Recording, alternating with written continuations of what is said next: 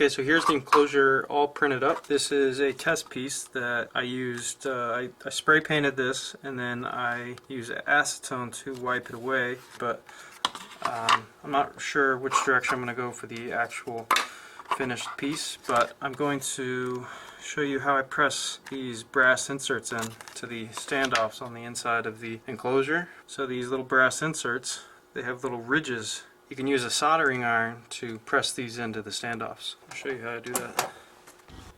Okay, so what you want to do is you get a soldering tip that is pointed so you can press into the brass insert and remove easily. If you try to use a bigger tip, it'll get stuck and kind of hard to pull out. So what you want to do, you want to design the standoff so you fit this smaller front end of the brass insert, but just enough to where the back end doesn't go into the standoff. So you want the knurled end to really get sank into the standoff. So you're just going to press in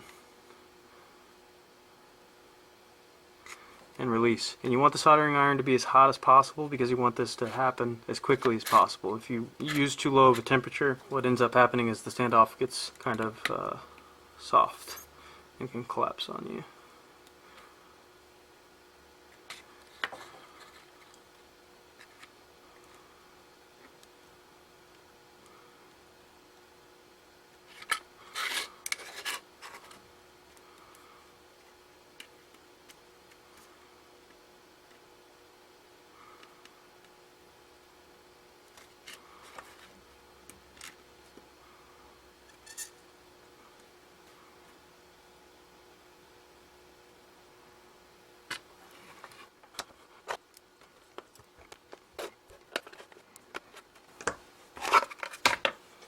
Yeah, that's it. So hope you guys like that.